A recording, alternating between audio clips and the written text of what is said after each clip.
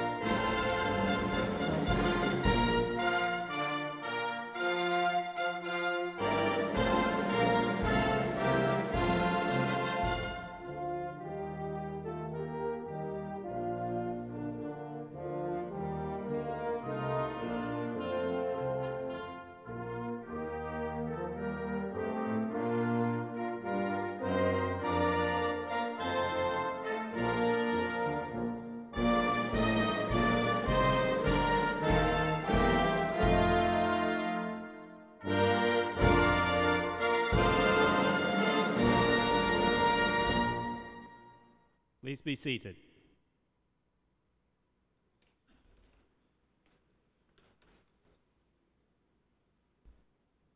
Distinguished guests, graduates, ladies and gentlemen, what a wonderful day to start today's event. My name is Hugh McCann, Registrar at RMIT Vietnam, and I'll be helping guide you through today's ceremony. For our opening address, I would like to call on our Executive Dean, Academic and Students, Professor Rick Bennett.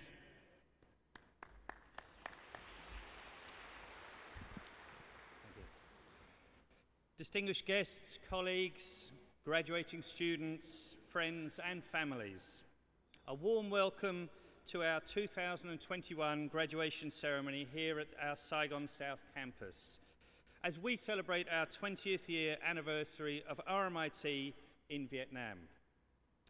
RMIT Vietnam has grown from only a handful of students in 2001 to over 8,500 students in higher education enrolled today across our Vietnam campuses, plus another 1,000 students studying in our English programs. We faced some big challenges last year and continuing into this year, but we've now made it to graduation. To all our graduating students, thank you for waiting. Your moment has finally arrived. While our colleagues from Melbourne are not able to be here in person, technology does allow us to hear from our Vice-Chancellor and our Chairman digitally. This is something we've had to adapt to in these special times. We're also live streaming for the first time, so your family and friends who cannot attend in person today can follow the proceedings at home or wherever they are. Graduates, today you officially become a member of our RMIT Alumni Network, a milestone that not only recognises your achievement but also represents leaving campus life and branching into the world. Many of you will be entering industry, some of you are pursuing further study, and some of you will even be starting up your own businesses. And I believe that RMIT's philosophy that our students should be ready for life and work will have equipped you well to succeed in whatever path you choose, or indeed the many pathways that you choose as you gain experience and make new choices. In fact, we know that current generations entering the workforce are expected to have up to about 17 different jobs in their careers across 5 different industries.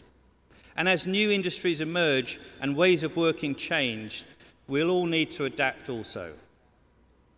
I hope the RMIT experience, with a focus on authentic learning and strong industry engagement, has supported you to develop the attributes and lifelong learning that will help you succeed and take on any new challenge. So congratulations to you and your families who have supported you through your journey so far, which has brought you all here today. Your family, friends, and support networks play such an important role, including the connections you've made at RMIT. So please really enjoy today as we celebrate together, and congratulations once again.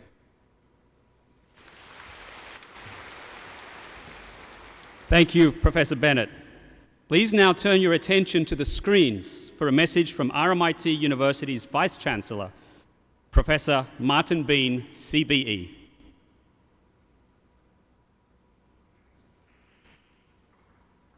Hello, Xin Chào everyone. I'm Martin Bean, proud Vice-Chancellor of RMIT University, and it's a privilege to be part of RMIT Vietnam's graduation celebrations. What a special day this is. Graduates, you come together from far and wide. Some of you joined RMIT straight from school. Others came after travel adventures or the world of work. No matter how or when you joined us, you shared a desire to learn and to succeed. What united you was a determination to gain the knowledge and experience to prepare you for your life and work. And that's exactly what you have achieved. You're about to stand as a graduate of this great and global university, and that's quite an achievement. It's taken commitment, determination, and at times sacrifice, especially during challenging times like these. Each day, you followed your dreams and built up the resilience and ability to adapt. These are skills that we know will help you succeed in whatever you choose to do next. As you step into this new chapter of your life, please remember you're always one of us. You'll always be part of RMIT, no matter where you are. Today you join a diverse global community of over 460,000 alumni living and working in over 130 countries. As the world of work changes, alumni networks become more and more important. There's nothing quite like staying connected to those you've shared so many rich experiences with. You've learned together and you've learned from each other, so make sure you stay in touch. To all the parents, family and friends, thank you for supporting our amazing graduates. To our graduands, we're so proud we've given you the confidence, knowledge, skills and connections you need to succeed. So reach out, stay connected and come back when you have something new to learn or a different direction you want in your career. We'll be ready for you. Congratulations and enjoy the celebrations.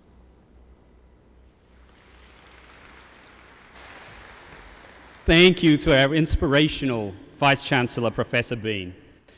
Although you cannot be with us in person today, it's such a pleasure to hear your warm words. Ladies and gentlemen, graduates, I would now like to once again invite you to look to the screens to hear from our RMIT Vietnam Chairman and Deputy Vice-Chancellor Global Development for RMIT University, Professor Peter Kolo.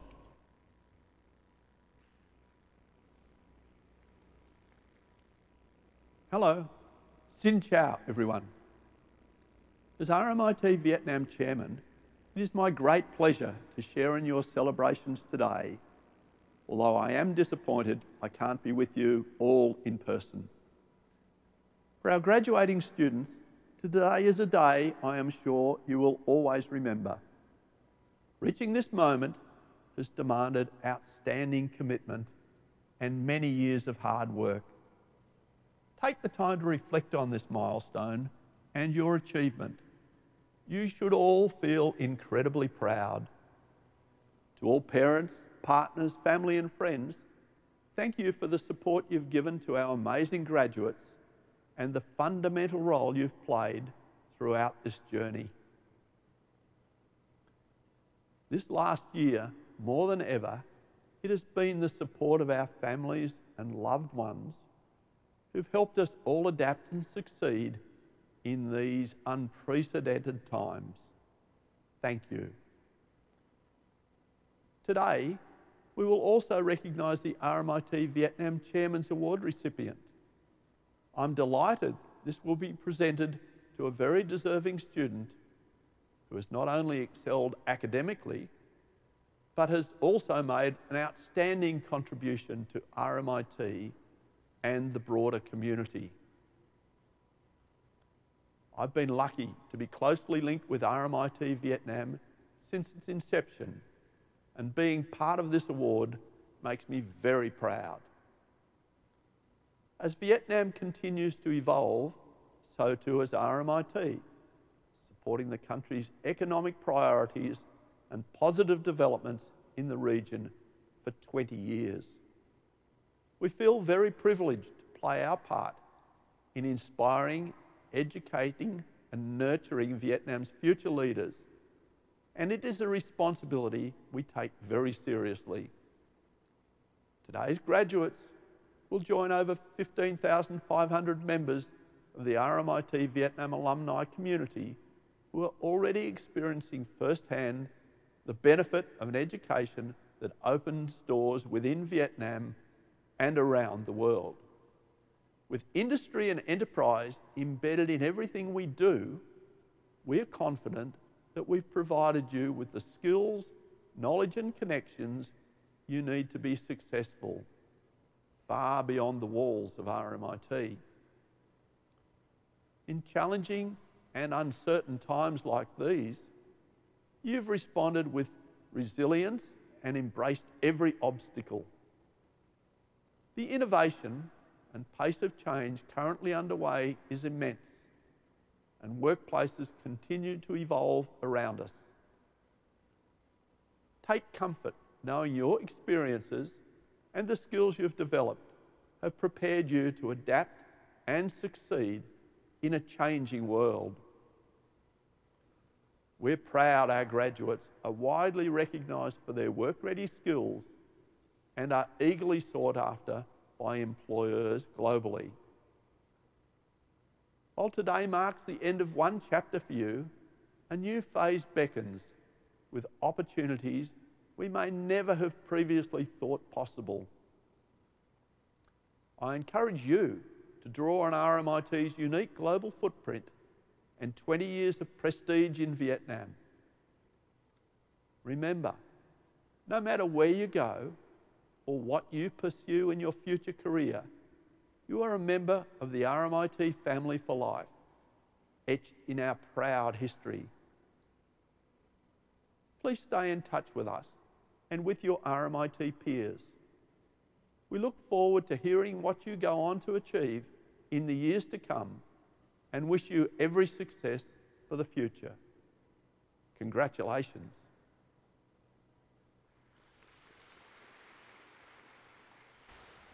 Many thanks to our chairman, Professor Colo.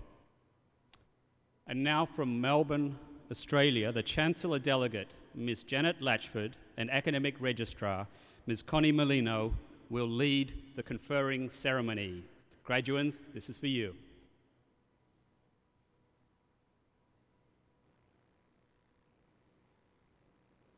Hello everyone, I'm Connie Molino, the Academic Registrar of RMIT, and joining me today is the Deputy Chancellor, Ms. Janet Latchford.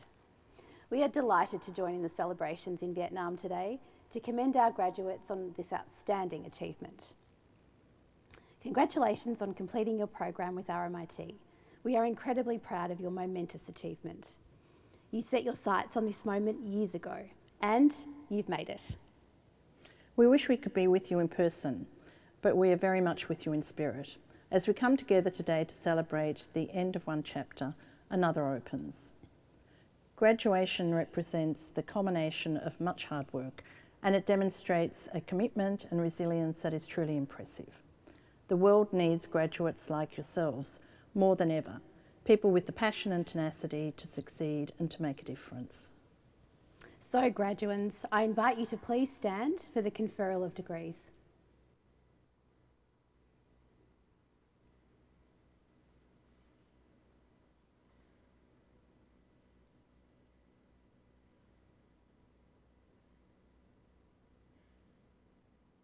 Deputy Chancellor, I certify to you that the candidates presented here today have fulfilled the conditions prescribed for admission to the named awards of the Royal Melbourne Institute of Technology and are entitled to be admitted to the rights and privileges of these awards.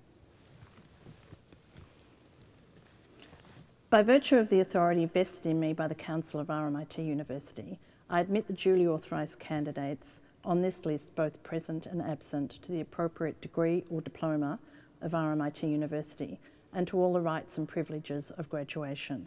Congratulations to all our new graduates. Congratulations, graduates. This is your moment. You should feel incredibly proud of everything you have achieved. Your families and friends should feel delighted. Please be seated.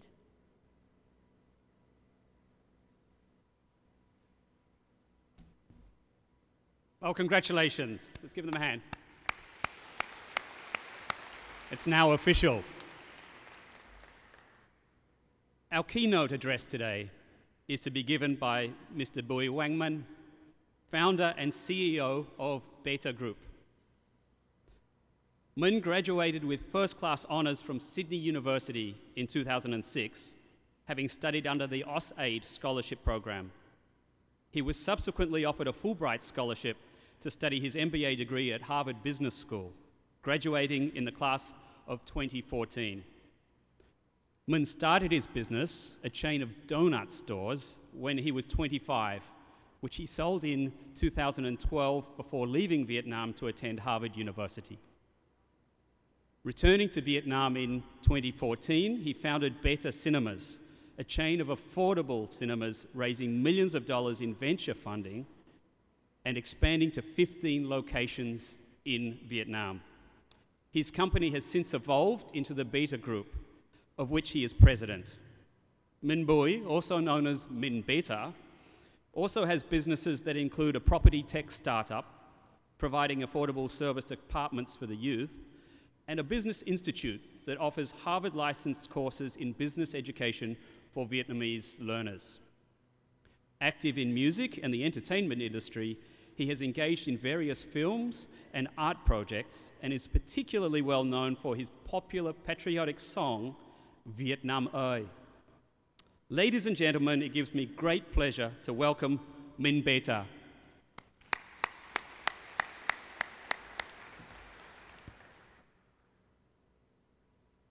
Hello, class of 2021. I am so glad and honored to be here. Chairman Peter Colo, faculty, parents, and most importantly, graduating students. Thank you so much for having me. Anyone giving a speech would hope that the audience could remember what they share. Since I am at RMIT today, I will use the letters RMIT to illustrate my points, so you will remember. Let's start with R. R stands for realize. Stop dreaming and start realizing your dreams. The truth is, you are some of the luckiest people of Vietnam. You know that, right?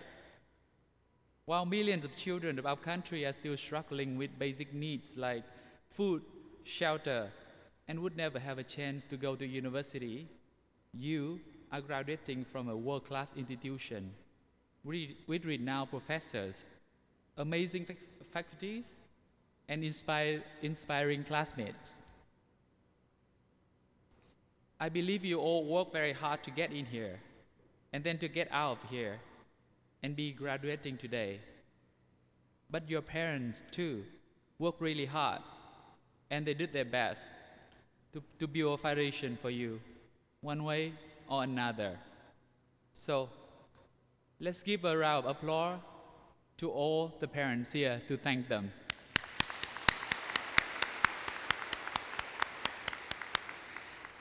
And that, my friends, is also a reminding sign of your responsibility. But don't be afraid of responsibility. Responsibility is a duty when given, but is freedom when chosen. You have the responsibility to make the most out of your life. You are smart, capable, and now, with a degree from RMIT, officially privileged. So my friends, you will accomplish many things in life if only you would take actual steps to realize your dreams.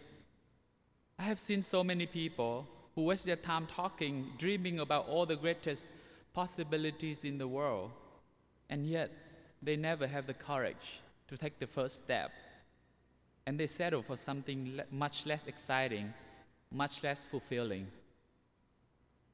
I have started many businesses in my life. Some are failures, some are successful. But the most important thing is, I get more and more comfortable with starting them, and I get better and better too. When I started my first business ever at 25, I lost sleep for many nights. I was scared, nervous, and unsure of myself. And that was just an investment of $10,000 to start one small donut shop in Hanoi. Now, I could make a decision to invest millions of dollars without much worry. I know how to manage projects and risk better, and therefore it becomes easier. So take that first step. Realize your dreams. Trust me, it'll be easier from then. The second letter, M, stands for measure. How do you measure your life? I know that many of you are at an inflection point, and so many questions are swirling in your head. What will I choose to work on? How do I pick the right goals? Should I chase money, fame, or power? For me, The idea of a successful life is deeply personal. No one can tell you what is the right way to live other than yourself.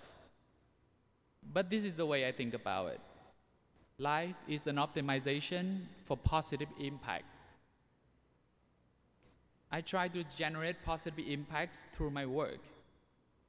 People keep asking me if I earn a lot of royalty from my song Việt Nam ơi. But to be very, very honest with you, I don't really care. I mean, I don't turn out the money. I mean, why would I? But what matters more to me is how many people are inspired by my song. Or by building an affordable cinema chain, I try to bring the modern cinema experience to every Vietnamese, no matter where they are and what their income level is. I believe that cinemas have the magic of instilling hope and dreams, which will eventually turn into actions. As I built Beta Group, I started to realize the concept of amplifying impact. Most businesses would bring positive benefits to society, but with the optimization mindset, I build businesses that continue to generate lasting impacts even after our services are done. For example, with A+ Home, I am building an online to offline network of affordable service apartments for the youth, where young professionals and students only have to pay $250 a month for a studio for two. And that would cover everything, from utilities to cleaning and laundry, and access to free self-development education. I believe that A+ communities will blossom into the best versions of themselves, and they will continue to generate impacts to society long after that.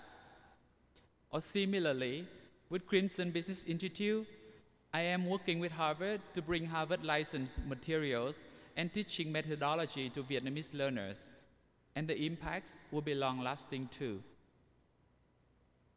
Remember, positive impacts are not just created through professional work only. One can generate positive impacts with simple kindness to other people. A parent can generate impacts by raising children with good moral compass and values. So measure the right metrics that work for you. And the key is to optimize, not just maximizing one factor. So taking care of your inner health, doing that TikTok dance or watching that BTS performance are also acts of optimizing. Don't just work. Remember to have fun too. You can only do good work with a healthy mind, body, and soul. The next letter is I, and I stand for improvise. Many will procrastinate because they argue that they don't know what their passion is. Passion is to be found. You will find along the way. Just start with whatever you are dreaming about. Move in that direction. Improvise, learn along the way, and keep looking until your heart feels right. Until you see smiles on the lives you touch. Be of service to others. When you feel needed, valued, and appreciated, that sense of passion will come to you. One has to always improvise because the further you want to reach, then the more you will need to learn, and the more you will fail. You have to learn to be okay with failing. When you do fail, just get up and try again. Be a hero of your life. Don't let life just happen to you. I didn't really know how to run a business when I started my career, but I tried and I learned somehow. Well, I even carved out my own path in life of being an entrepreneur, an artist, and a producer at the same time. And I love it. If I seek permission and follow some predetermined blueprints, I would end up doing something rather boring. Following your own truth and improvising make life interesting. Last but not least, the letter T reminds us to be thankful. I believe that no one will ever get far without being appreciative of all the good things that happen in their lives. The moment we stop and thank those who play a part in helping us, we will invite more of that positive energy into our lives. So thank your teachers, RMIT, and your classmates for shaping who you are today. We should be thankful that we are in a peaceful country, living an almost normal life despite the COVID-19 virus that have been wreaking havoc on the world out there. We should be thankful because Vietnam is a particularly interesting place to be in, that our economy is one of the fastest growing in the world.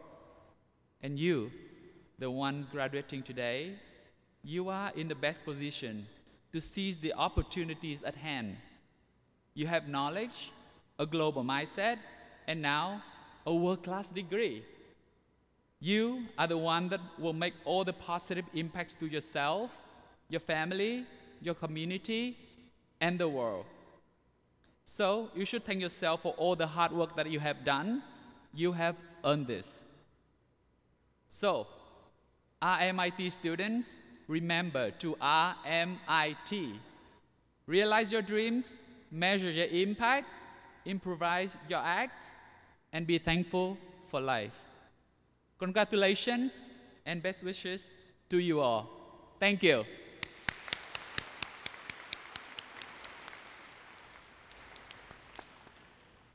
Thank you, Min Beta, for your alternative interpretation of what the letters RMIT stand for, and of course, your very insightful message today. The Chairman's Award goes to the undergraduate student who embodies everything we would wish our graduates to exemplify: high academic achievement, social responsibility, and service to the university community. This year's winner for Saigon South Campus is graduating from the Bachelor of Economics and Finance. A President's Scholar and currently working as a junior management consultant at the Boston Consulting Group, he has achieved outstanding academic results, including a perfect GPA, demonstrated exceptional leadership, and represented RMIT in numerous competitions and events. The Chairman's Award for 2021 Saigon South Campus goes to Vũ Hoàng Trung.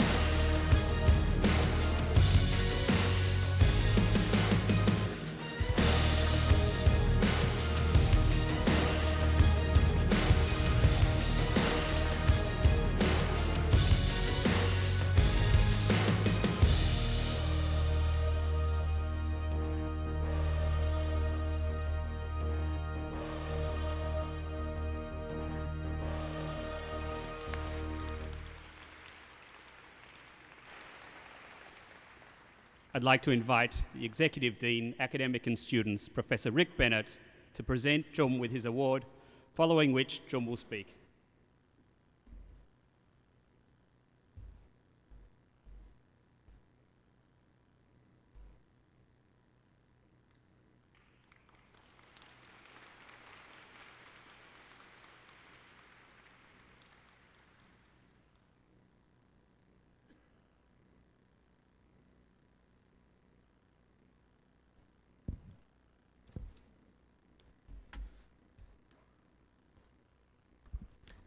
Before I start, I would like to express my sincerest thanks to Professor Peter Kahlo, RMIT Vietnam Chairman, RMIT board members, RMIT registrar, staff, or beloved lecturers for making this happen. And welcome families, friends, and the class of 2021.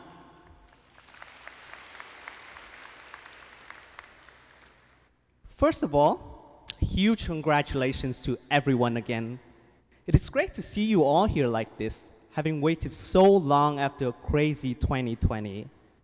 I actually graduated and finished all my courses last year, so employers would probably be wondering, how come this guy's only graduating now? How many exams has he failed? I also saw some of you were like, thank God we finally can wear our gowns and post our check-ins on Instagram. I get you. So, anyway, we have made it. So what's next? I guess some of you already have plans, while others may still be searching for a purpose, perhaps feeling a bit lost, unsure about what the future holds. Well, don't worry, because one thing's certain, you're not alone. I myself have also wondered many times along this journey, what is it that we, as students, workers, people, are striving so much for? What was the purpose of working so hard, spending countless hours burning the midnight oil to get to today? And where do we go from here?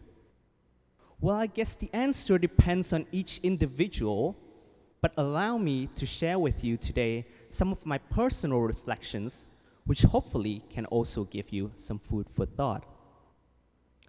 For one, I think achievements are just achievements. Looking back, my GPA right now has little value in determining how well I do in my current job, but only my qualities, my mindset, and my skills matter. Of course, school gave us the soft skills and the knowledge, but that's only a foundation on which we must build. So, we shouldn't try for the sake of polishing our resume.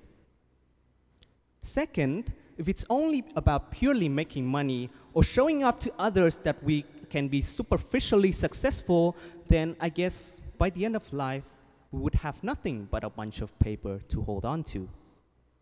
So, I think surely there needs to be more than that. Then some friends told me, we try to improve ourselves, to grow as people. I agree. It sounds like a valid reason. But still, if there's one thing I learned recently, that is blind improvement without a good purpose, without being mindful of our surroundings, can actually be counter-effective. Let me illustrate. For a long time, one of our central beliefs as humans was simply to grow. Population grew, businesses grew, which collectively meant economic growth. But then COVID hit, and that was when we realized that if everyone was just thinking about growing themselves, then it would be a disaster. We've seen major economies crumble simply due to poor healthcare infrastructure, poor planning for disease outbreaks, and most crucially, lack of awareness and social responsibility on an individual level. Don't get me wrong, I'm a strong supporter of growth. And in fact, I'm proud of Vietnam, which has been doing so well these days. But the example shows that we cannot deny the importance of progress in other areas besides raking in money for the nation. What if in the not-so-distant future, we're going to deal with climate change, rising sea levels, social unrest, severe income inequality? Well, these pressing matters are not disappearing on their own, which is why I think true purpose, besides personal and family goals, is to help solve the big problems in society and help improve the lives of people around us. And actually, there are plenty of opportunities to do so if you consciously look for them. During my time at RMIT, I've seen numerous projects in clubs, in courses, in external collaborations that created big positive impacts on a local and regional scale. For example, I was fortunate enough to participate in a data competition where the goal was to leverage technology to create social impact in ASEAN.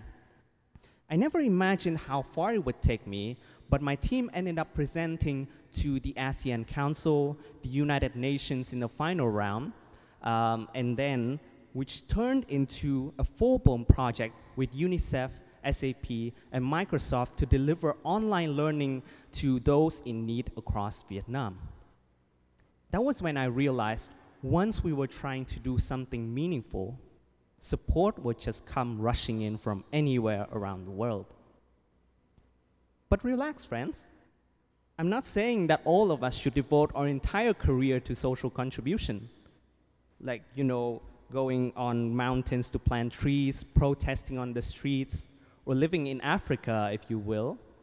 In fact, I've seen business leaders, executives of for-profit companies that only start pushing for a good cause once they have the resources and the influence to do so on a large scale. So the key for us here, I think, is to be active and be mindful and to contribute whenever we can.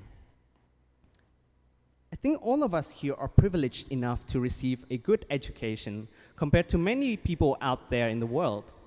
Funny how people tend to call RMIT students rich kids, which of course is not always the case, right? But you know what? I say let's actively change their perspective. Show them that RMIT students are using our education to give back to the community. Show them that we are not burning cash, but putting it to good use. Show them that RMIT students and RMIT generations can be the backbone of a prosperous, sustainable society, not just in Vietnam, but around the globe. Fellow class of 2021, our lifelong journey is just starting, where there's so much greatness that we can still achieve. So I say let's spend today throwing a huge party, and tomorrow thinking, how do we start impacting lives? Before I wrap up my speech, I would just like to ask everyone here again to give a big round of applause for all those who supported us along this journey. RMIT, the staff, our beloved lecturers, friends, families, moms and dads, for helping us fly. Thank you.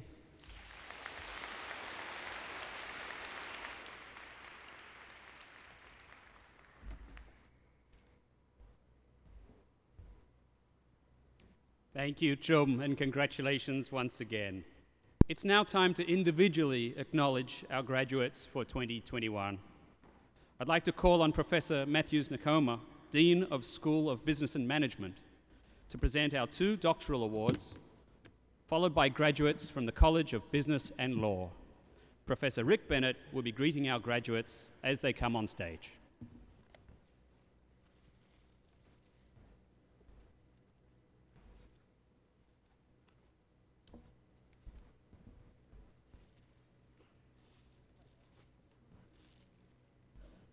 Today, we are fortunate to celebrate and recognize the achievement of 2 RMIT doctoral graduates. The years of dedication of their research within their fields contributes invaluable knowledge for the communities within which we operate. Distinguished guests, ladies and gentlemen, I have the honor to present Dr. Tran Ha Nguyen T, who has been awarded the degree of Doctor of Philosophy. Dr. T holistically investigates the adoption of social sustainability practices by organizations in developing countries, taking Vietnamese handcraft organization as a case study. This led to the identification of critical factors intertwined between organizational behavior, stakeholder pressures, and organizational readiness. Specific guidelines are provided to improve such adoption along supply chains. I present to you Dr. Tran Ha Nguyen T.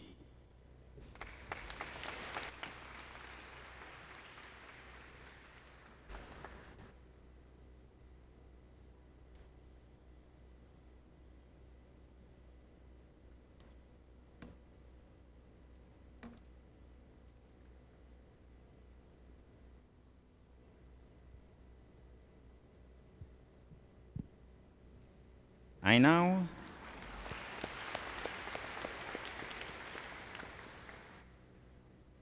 have the honor to present Dr. Vu Ngoc Thao Nguyen, who has been awarded the degree of Doctor of Philosophy. Dr. Nguyen investigates the issues of bank earnings management in Asia Pacific. The research finds that strong bank regulations enforcement can divert investors' attention away from earnings management, and that earnings management reduces banks to take on more risk. The findings provide insight into the effects of bank regulations, enforcement, and risk-taking incentives. I present to you Dr. Vu Ngoc Thao Nguyen.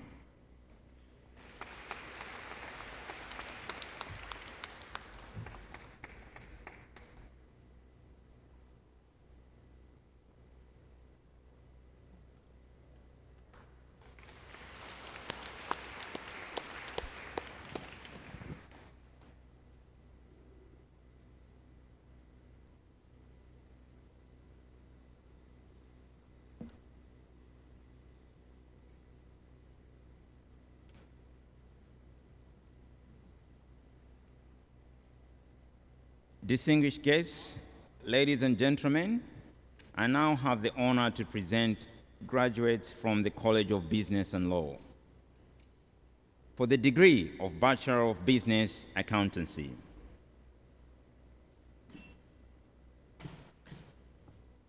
Cử nhân kinh doanh kế toán.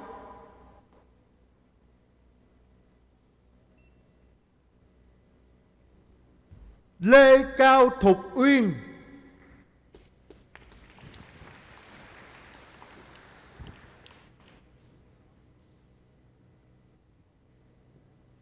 For the degree of Bachelor of Business, Economics and Finance with distinction.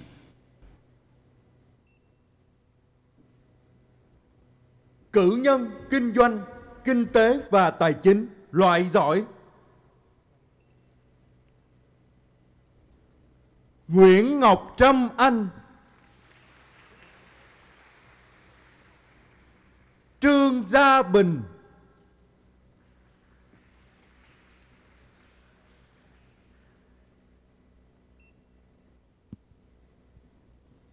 Nguyễn Ngọc Bích Diệp.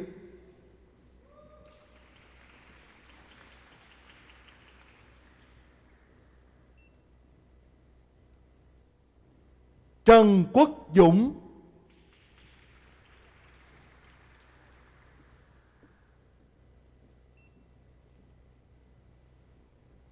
Trịnh Hồng Hân Hân.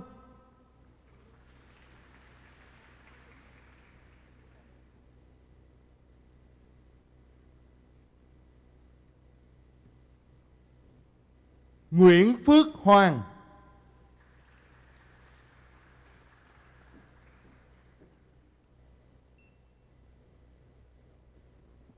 Huỳnh Hồng Hương.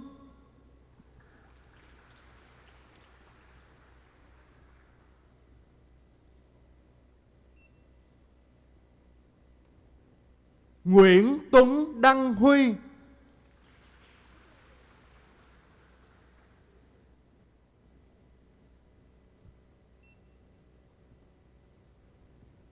Trần Thị Vân Khánh.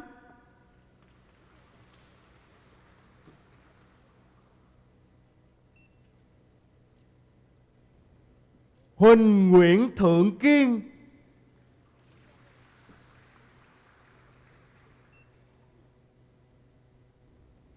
Mai Lê Mỹ Linh.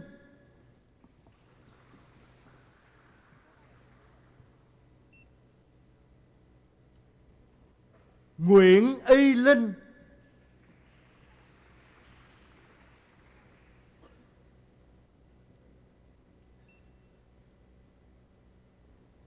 Kha Khánh Linh.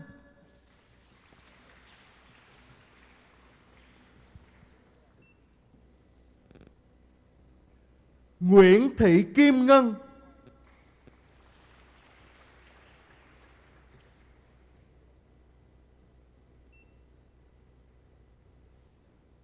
Lê Thị Bảo Ngọc,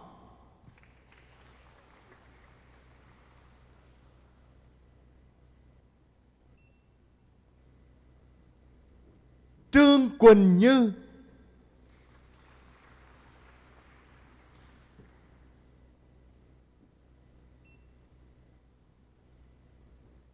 Phạm Hữu Phi,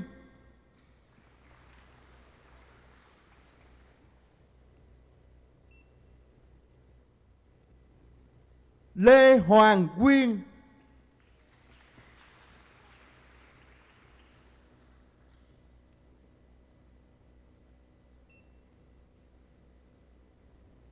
Lê Phùng Đan Thanh,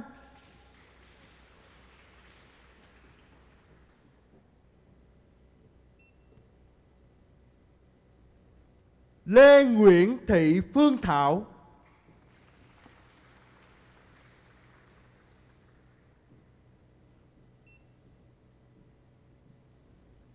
Đoàn Cao Hương Thảo,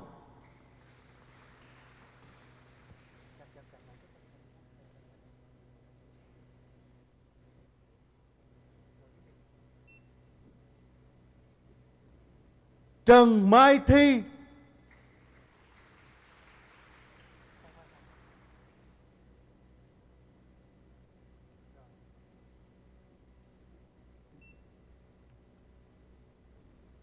Bùi Hoàng Anh Thư,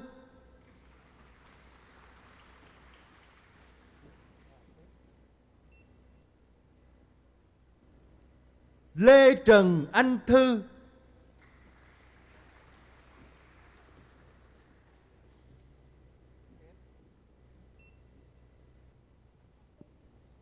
Vũ Hoàng Trung,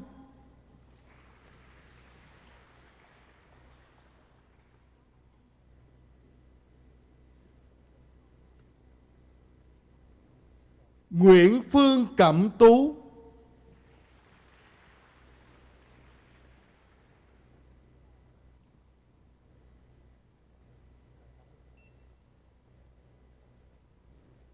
and finally,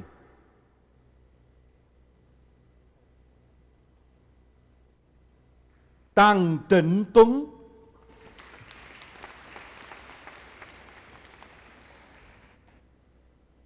For the degree of Bachelor of Business, Economics and Finance. Cử nhân, kinh doanh, kinh tế và tài chính. Lâm Toàn Ân,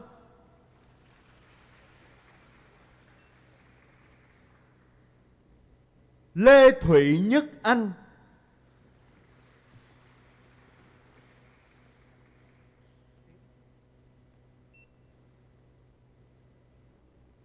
Nguyễn Diễm Quỳnh Anh,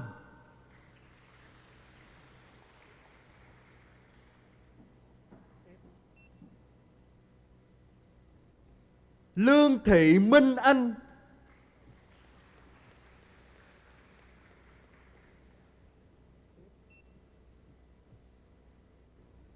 Nguyễn Như Quỳnh Anh,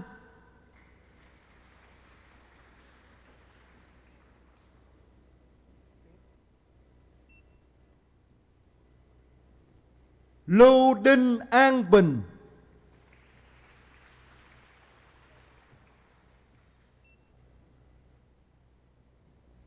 Nguyễn Thị Ngọc Chi,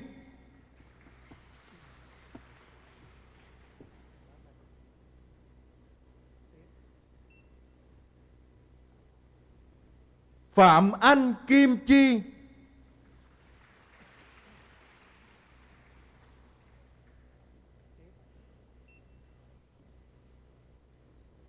Trần Đạt,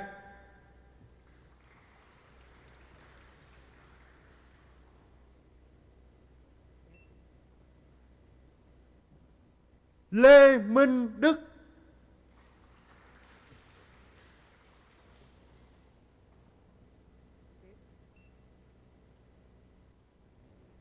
Nguyễn Hà Phương Dung,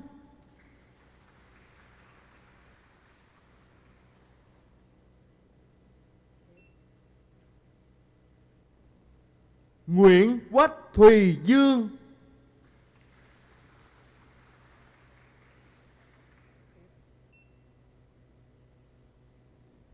Lê Ngọc Ngân Hà,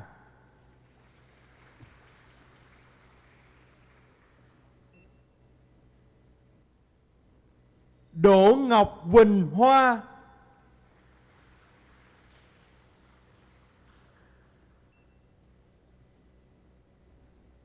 Nguyễn Mậu Duy Khánh,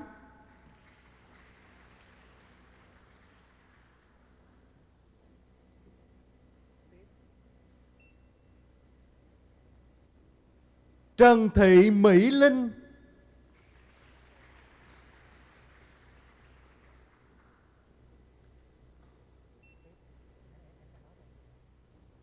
Phan Khánh Linh,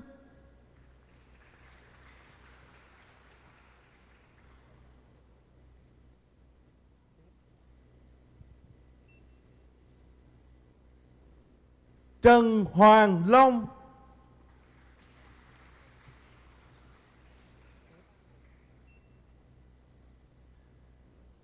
Hà Thanh Nhật Minh,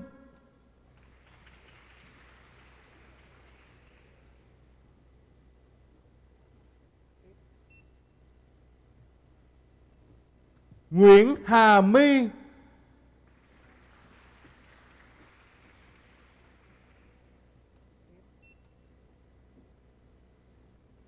Trịnh Hoàng Nam,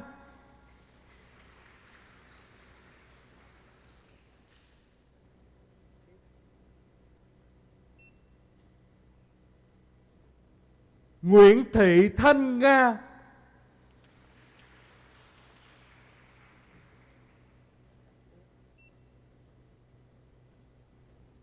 Trần Đức Nghĩa,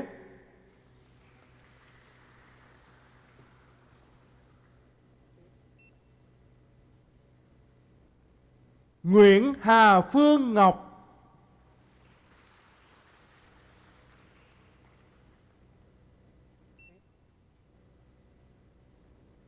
Trương Nguyễn Trường Nguyên,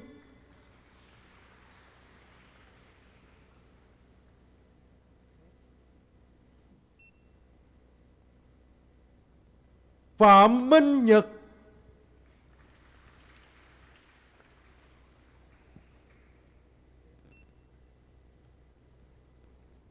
Trương Thảo Nhi,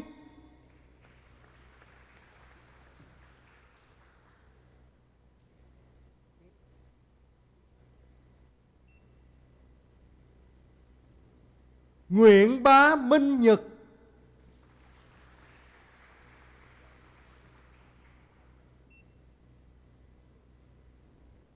Vòng Diệp Thành Phát,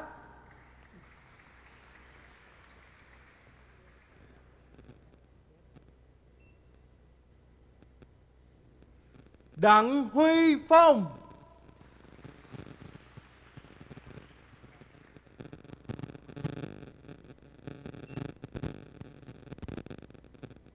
Bùi Hiểu Phong,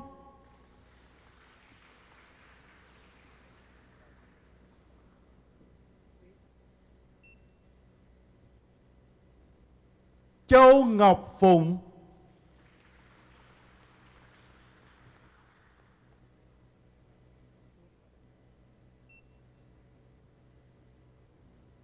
Nguyễn Huy Hồng Phương,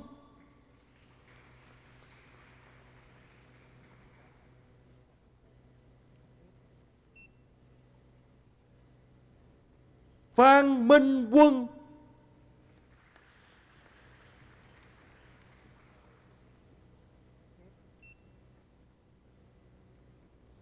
Ninh Hoàng Sơn,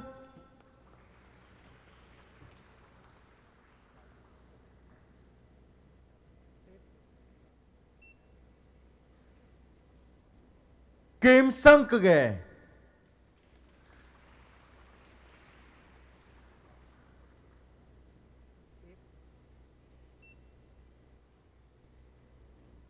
Trần Thị Thanh Thảo,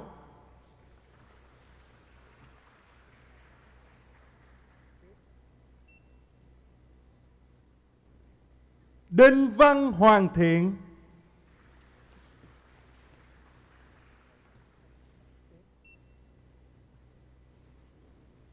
Phạm Cao Thiên,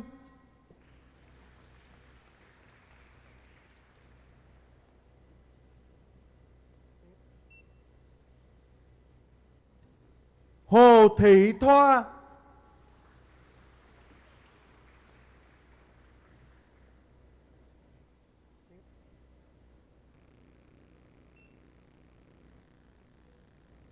Hoàng Ngọc Thanh Thư,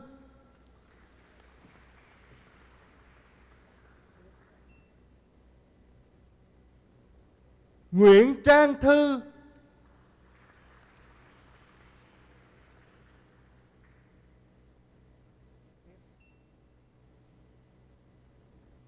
Đỗ Thị Ngọc Thúy,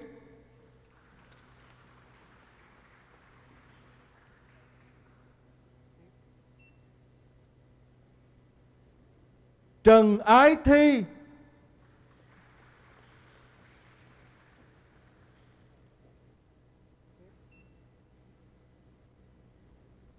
Trần Quốc Tính,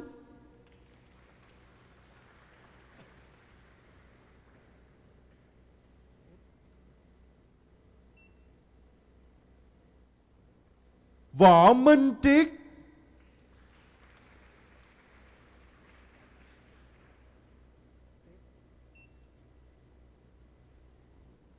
Phạm Nguyễn Quang Tú,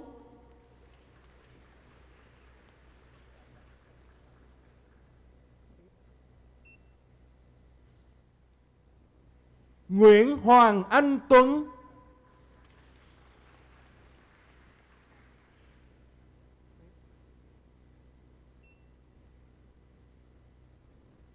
Dư Quốc Tuấn,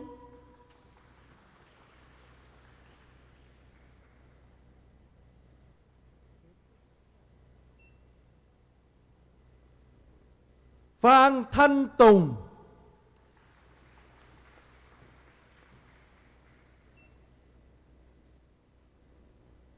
and finally, Nguyễn Đặng Minh Tường.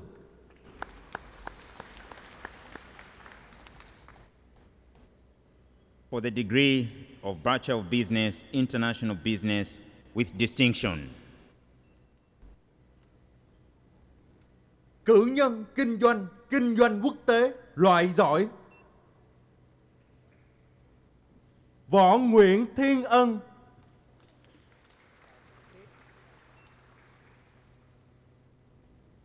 Phạm Trần Châu Anh,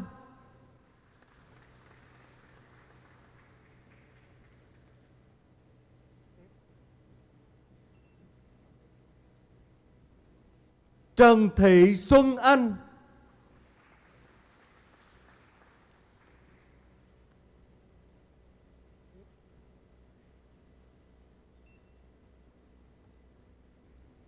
Hoàng Mỹ Anh Anico,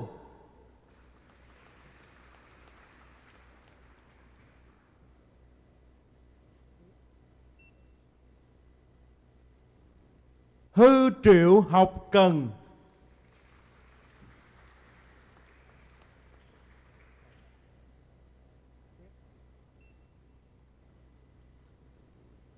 Võ Hoàng Bảo Châu,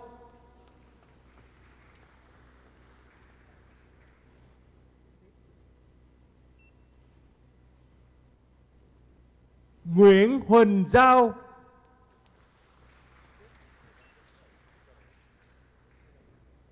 Đỗ Quỳnh Hương,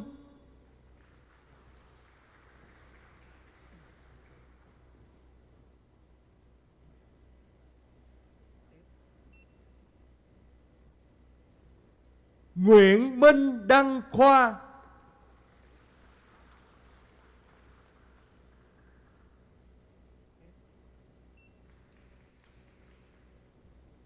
Huỳnh Bội Kim,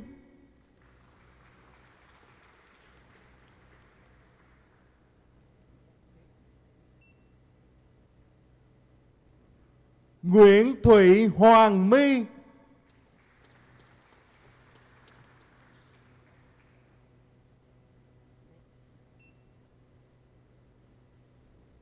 Vũ Trần Khánh Ngọc,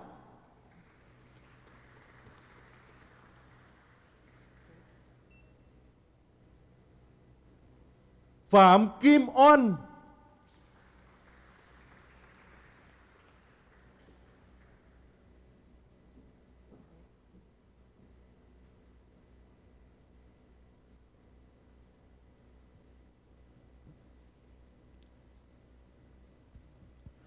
Nguyễn Hoàng Anh Thi,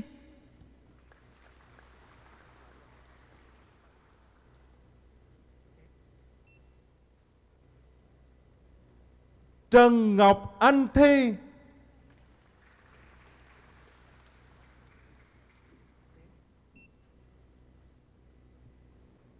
Trần Nguyễn Tường Vân,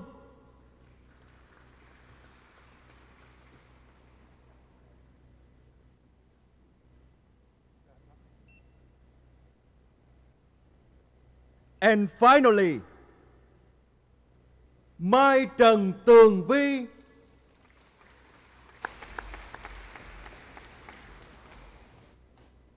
for the degree of Bachelor of Business, International Business. Cử nhân kinh doanh quốc tế,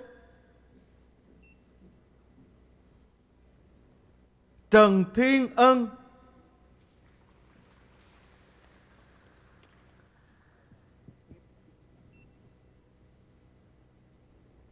Hoàng Lê Anh,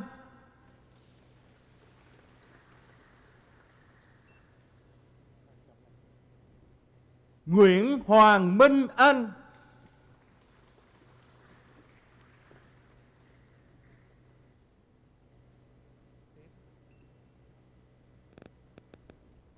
Trần Thị Nhật Anh,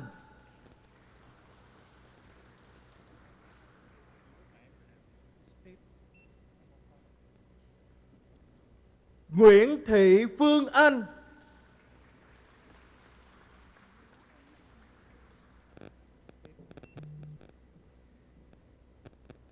Lưu Minh Anh,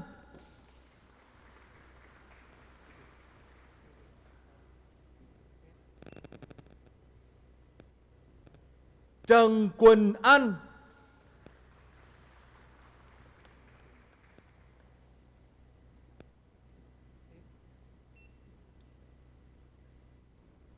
Nguyễn Chí Bằng,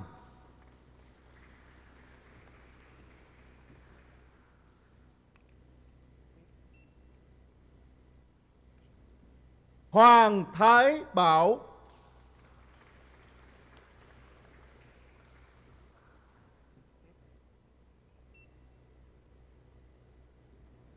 Hu Yu Chen,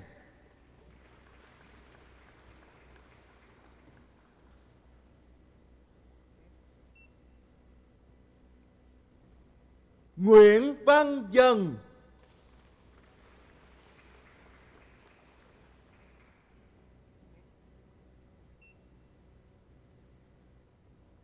Trần Ngọc Thanh Danh,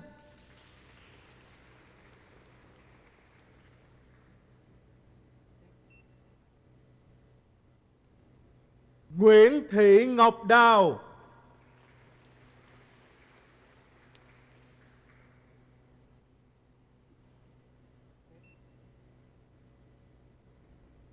Nguyễn Thiện Đạt,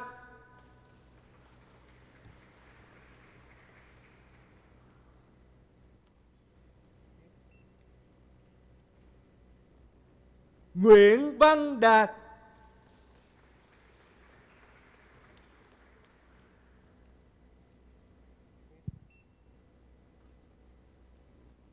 Nguyễn Thị Thùy Dương,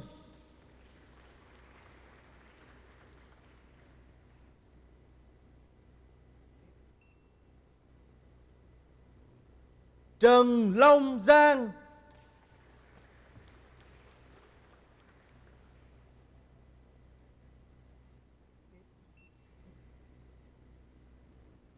Đào Hoàng Hà,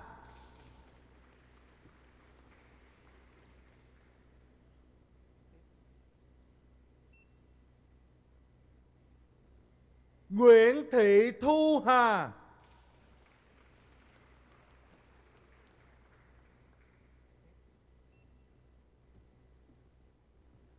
Nguyễn Chí Hải,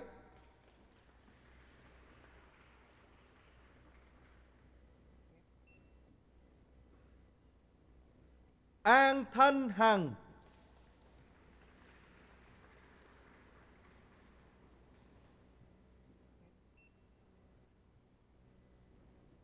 Ngô Quang Hiệp,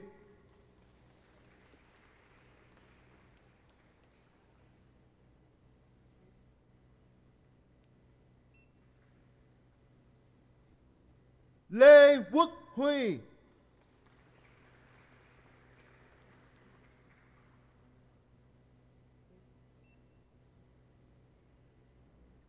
Trần Thanh Huy,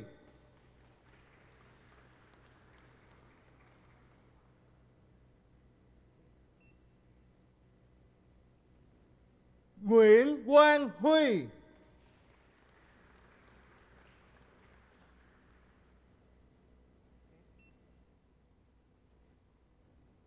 Vũ Bích Huyền,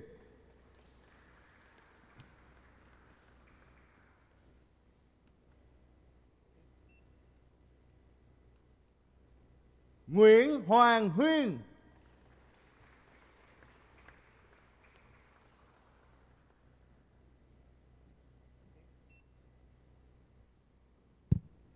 Nguyễn Hoàng Kha,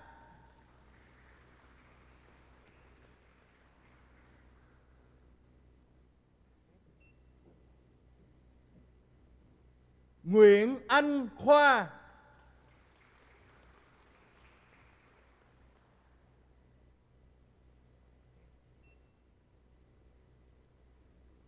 Nguyễn Thị Hoàng Kim,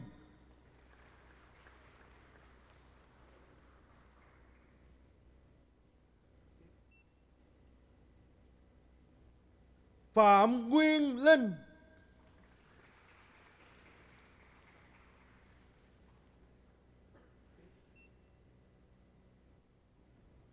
Trần Cẩm Linh,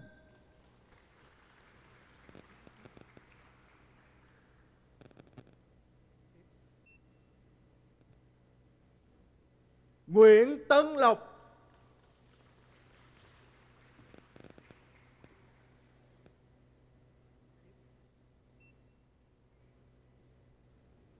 Lê Vương Lộc,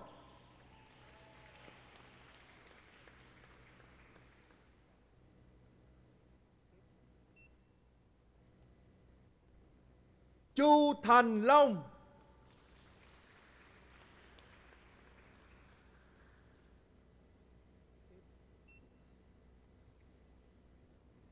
Phạm Ngọc Minh,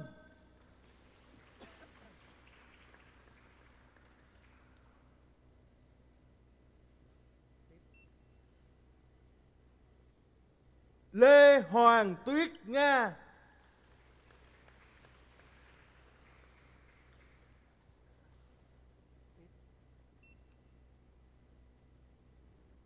Đào Đình Nghĩa,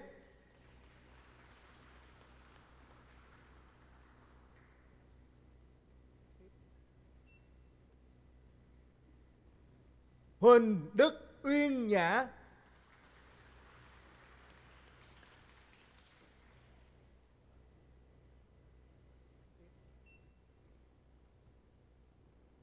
Trần Thị Yến Nhi,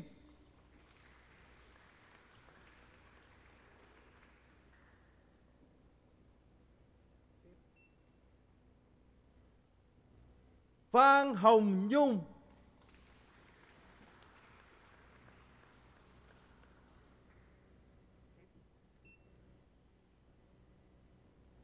Phạm Quang Nhật,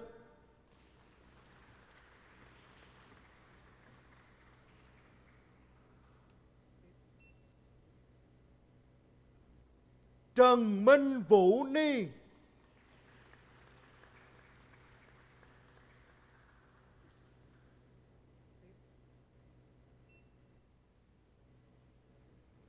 Lê Tấn Phát,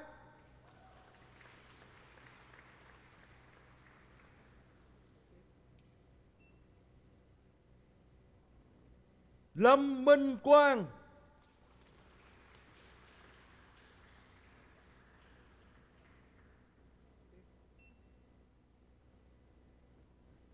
Huỳnh Minh Quang,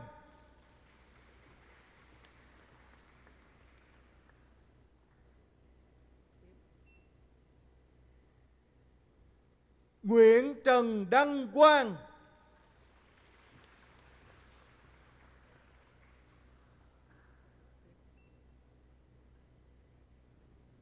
Nguyễn Vũ Minh Quang,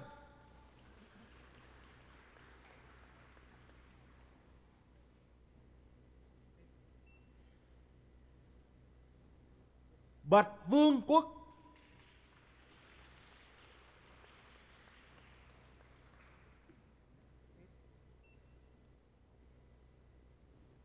Nguyễn Thanh Tân,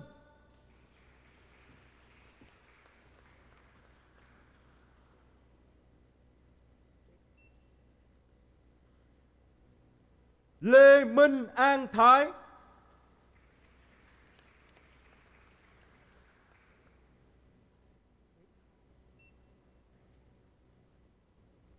Phan Duy Thành,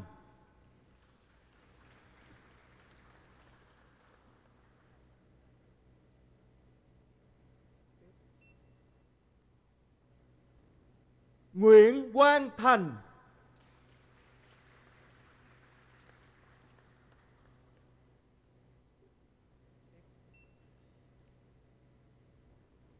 Nguyễn Thị Thanh Thảo,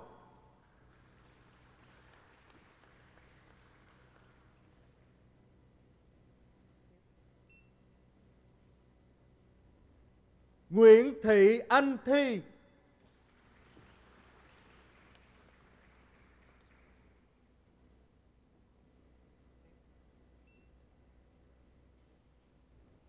Ngô Mai Thi,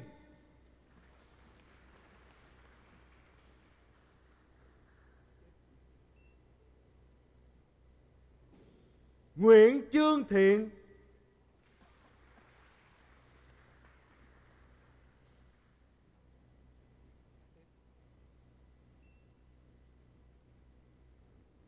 Lê Hữu Thông,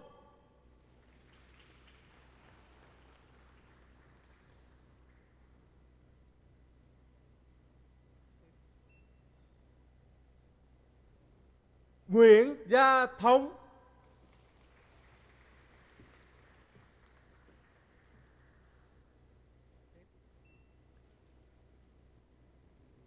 Thái Vương Thu,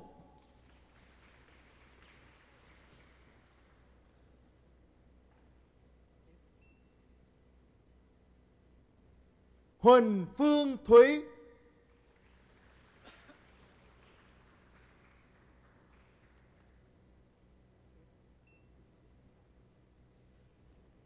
Trần Thị Thủy Tiên,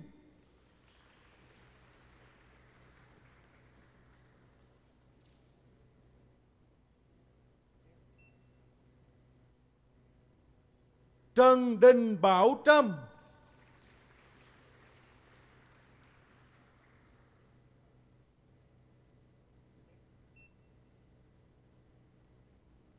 Trương Lê Thúy Trâm,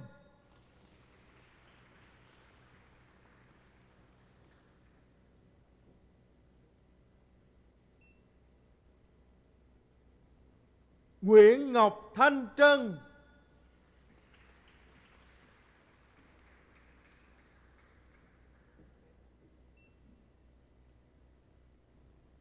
Ngô Hoàng Ngọc Trân,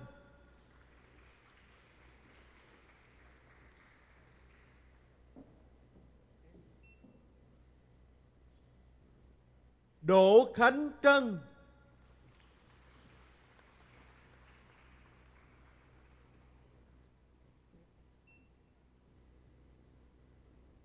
Nguyễn Huyền Bảo Trân,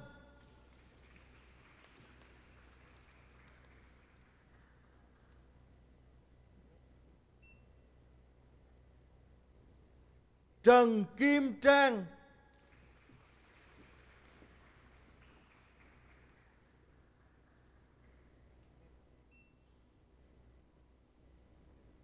Nguyễn Minh Tú,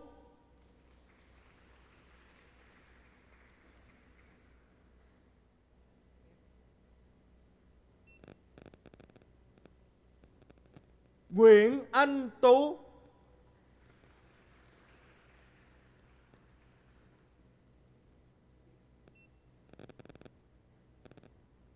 Lê Nguyễn Minh Tuấn,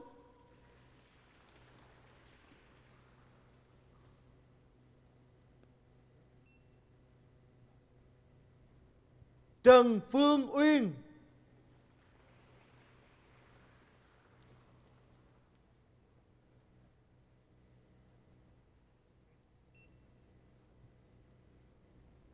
Nguyễn Hoàng Khánh Vân,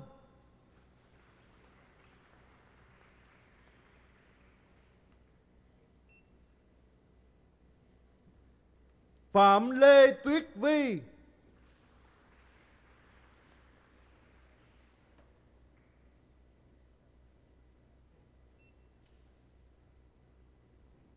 Lê Quang Vũ,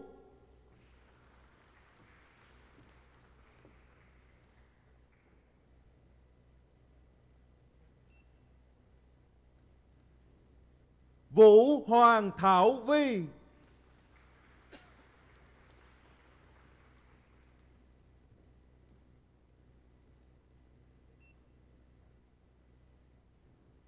Bùi Thoại Vi,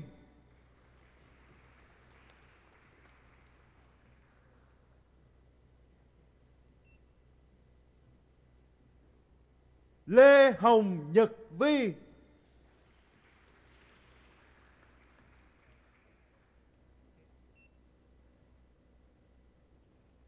Nguyễn Thái Thảo Vi,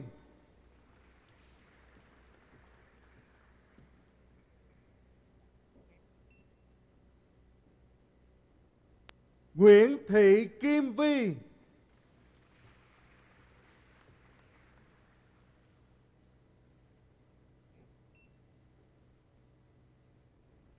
Nguyễn Lê Khánh Vi,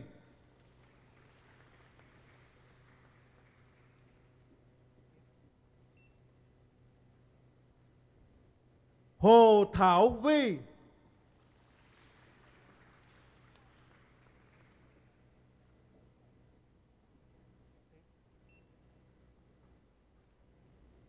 Nguyễn Thiên Ý,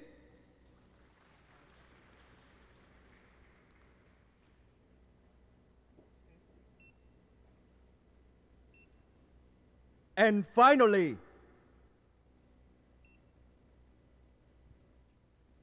Bùi Doãn Diên,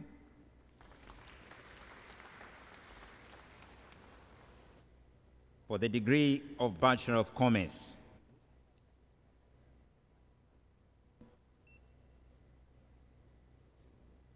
Cử nhân thương mại, Đặng Tuấn Đức,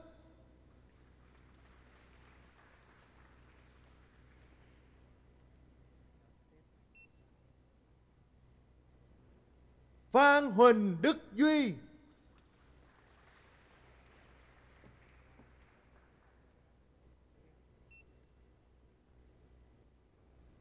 Trịnh Hương Mai,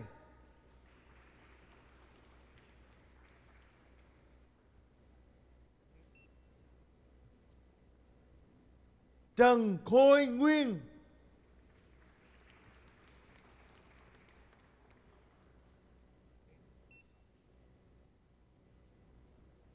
and finally,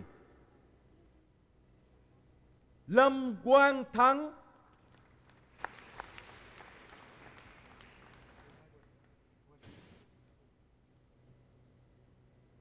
For the degree of Digital Marketing with Distinction. Cử nhân Digital Marketing loại giỏi, Trần Thị Hạnh An,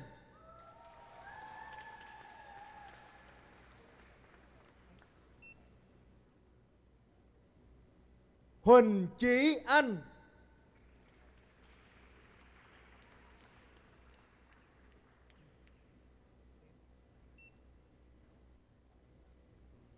Hoàng Nguyễn Bảo Dung,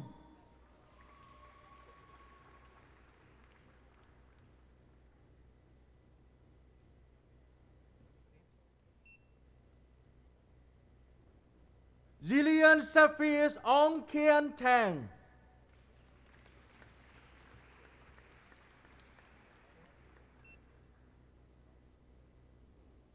Nguyễn Huy.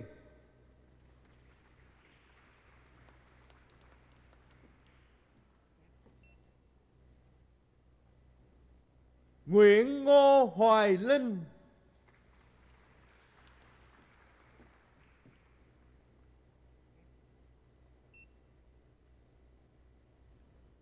Phan Phương Nghi.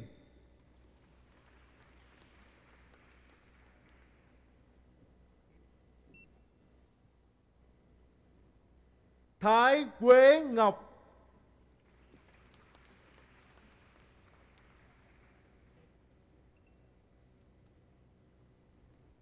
Võ Ngọc Thanh.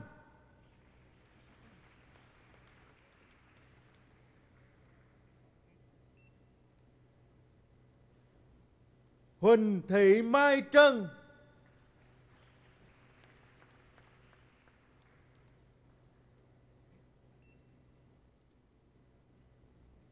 Ngô Phương Uyên.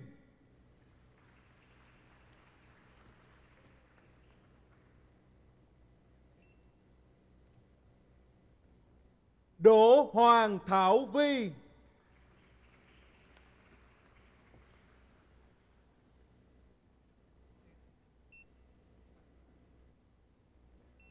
And finally, Phạm Uyên Vi.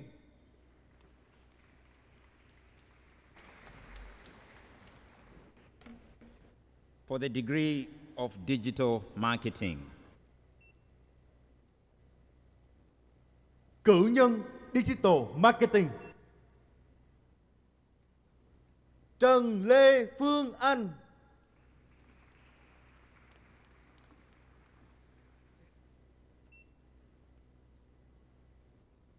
Nguyễn Phạm Ngọc Anh.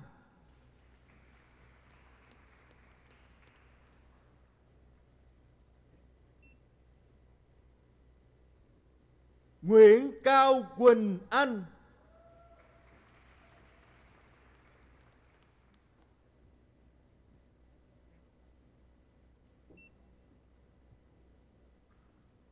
Lê Tuấn Anh.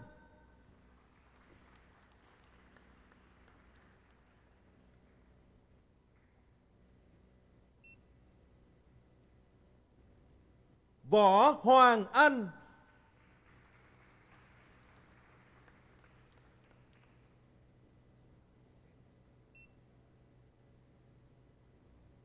Đỗ Vân Anh.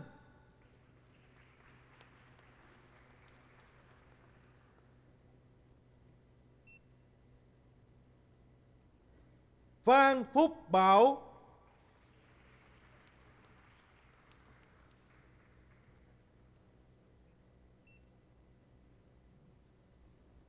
Huỳnh Ngọc Băng Châu.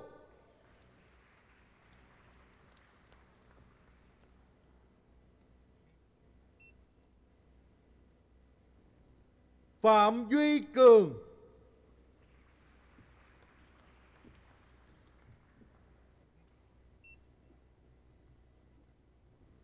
Lâm Minh Đức.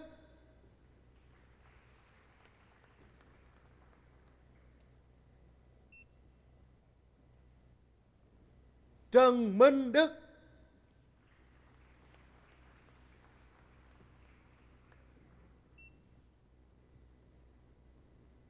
Nguyễn Hoàng Duyên.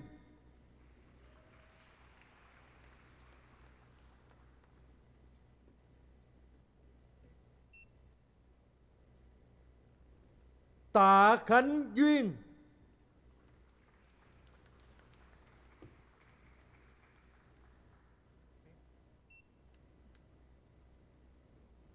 Emily Lillian Phu Hai.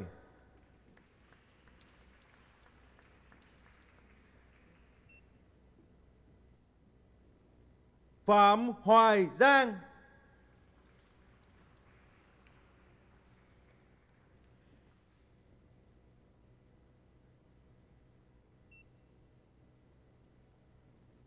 Trần Ngọc Hân.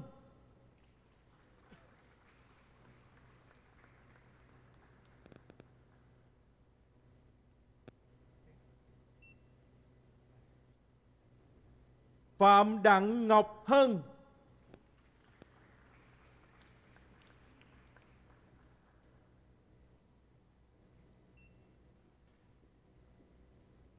Phạm Thúy Hằng,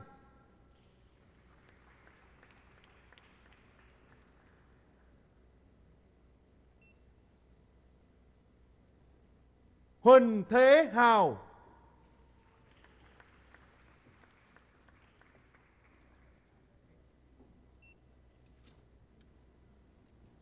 Công Lê Nguyên Hoàng,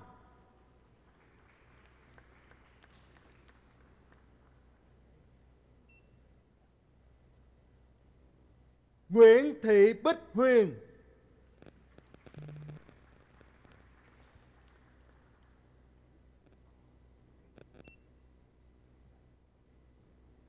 Trần Nghi Bản Khang,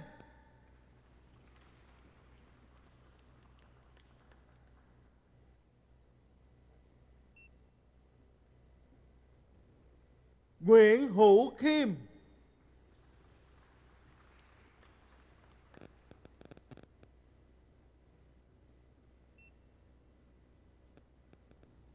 Đào Thiên Kim,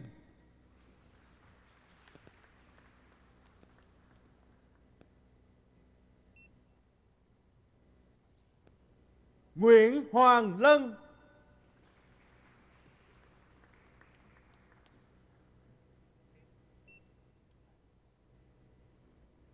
Vũ Hoàng Linh,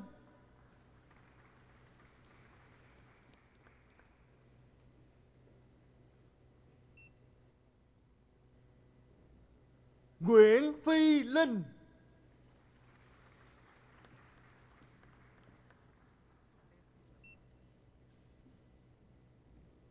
Lê Nguyễn Khánh Linh,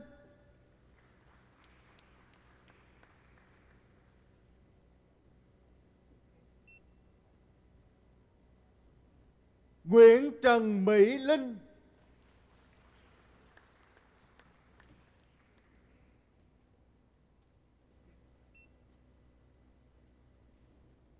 Bùi Phương Mai,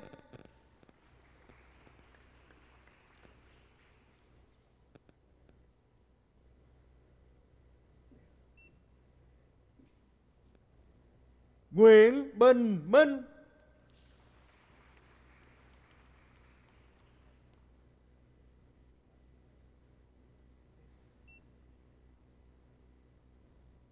Nguyễn Vũ Nam,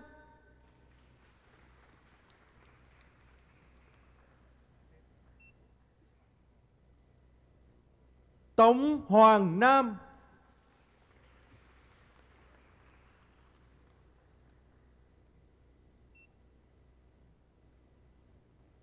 Tống Đặng Hồng Ngọc,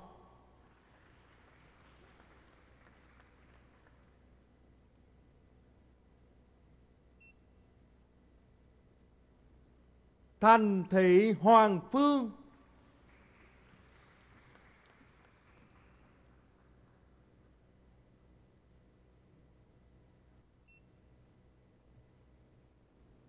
Nguyễn Hoàng Phương Phương,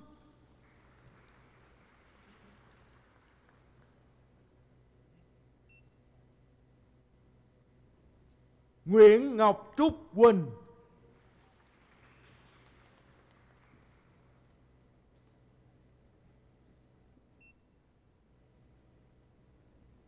Nguyễn Quốc Sang,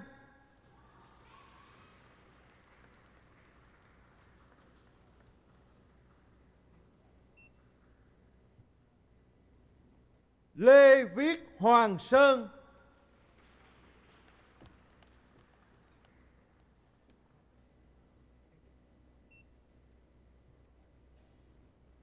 Võ Hồng Ngọc Thảo,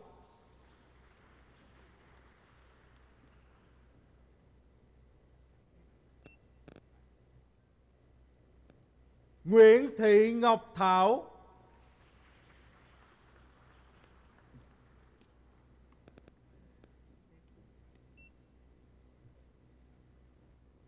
Lê Minh Thống,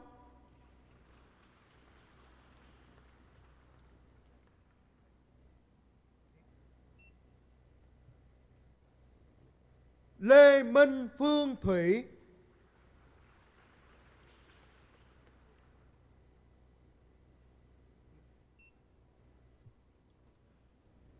Âu Trần Diễm Trân,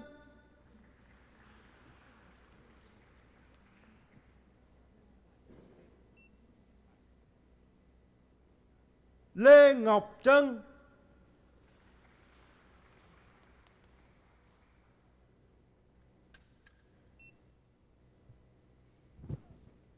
Nguyễn Quỳnh Trang,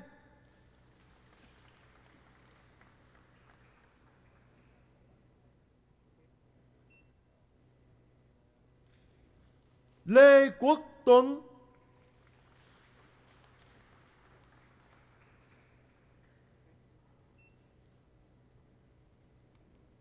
Dương Bích Tuyền,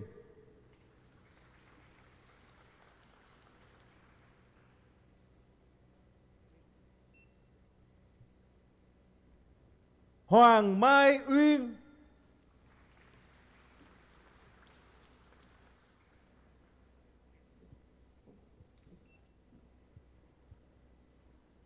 Đặng Diệu Như Uyên,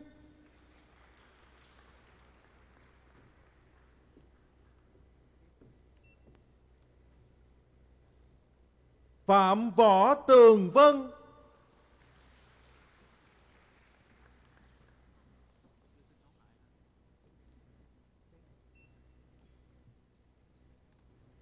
Nguyễn Vĩ,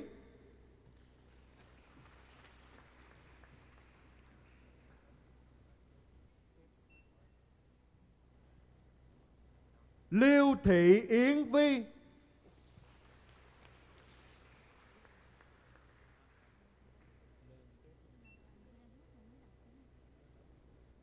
and finally, Lee Yi Jin,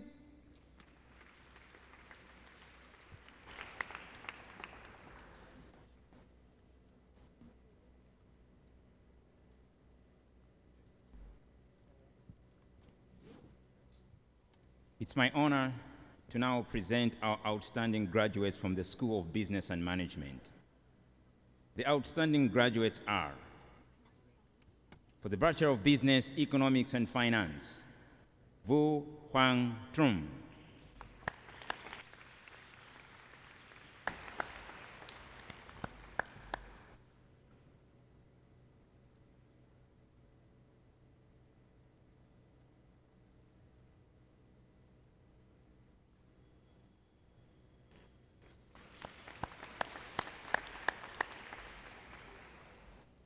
For the Bachelor of Digital Marketing, Jillian Shafiz Ong Kiang Teng.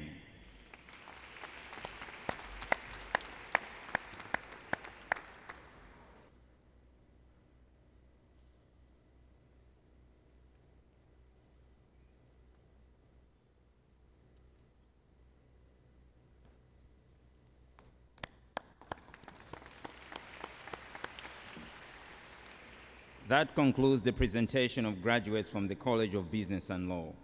Congratulations to all our outstanding graduates and all college graduates.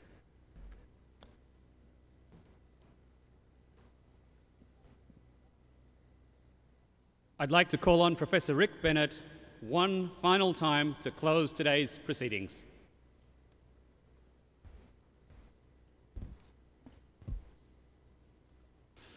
Ladies and gentlemen, that concludes today's proceedings. Graduates, you are now part of a large community of RMIT alumni. I encourage you to get involved with the alumni community, as it will enable you to stay in touch with the university and the friends you have made here, and to develop professional networks to further your career. I take pleasure in inviting you all to join us outside for photos after the academic procession has retired. Thank you.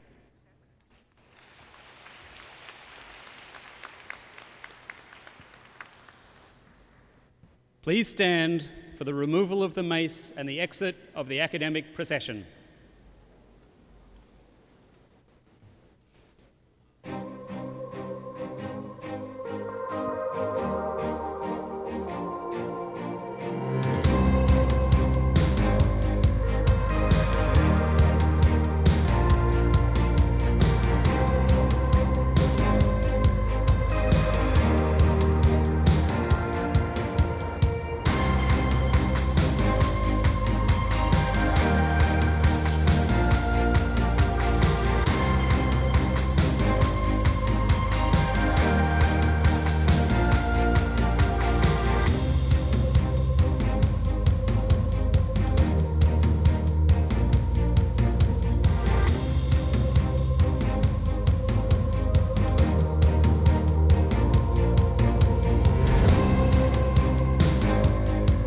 Ladies and gentlemen, please remain in your seat for live streaming of the group photo. Ngay bây giờ xin quý khách vui lòng ngồi chờ trong ít phút để cho các tân cử nhân chụp ảnh kỷ niệm với đoàn diễu hành bên ngoài. Hoạt động chụp ảnh sẽ được phát sóng trực tiếp trên màn hình trong ít phút sắp tới và khán phòng sẽ được mở sau khi phiên chụp hình của chúng ta kết thúc.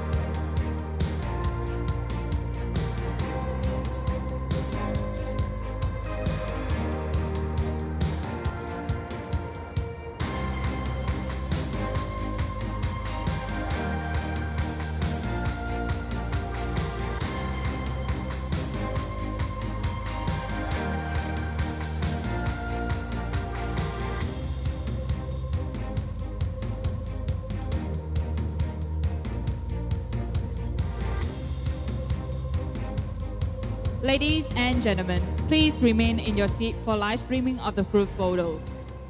Ngay bây giờ xin quý khách vui lòng ngồi chờ trong ít phút để các tân cử nhân chụp ảnh kỷ niệm với đoàn diễu hành ở bên ngoài.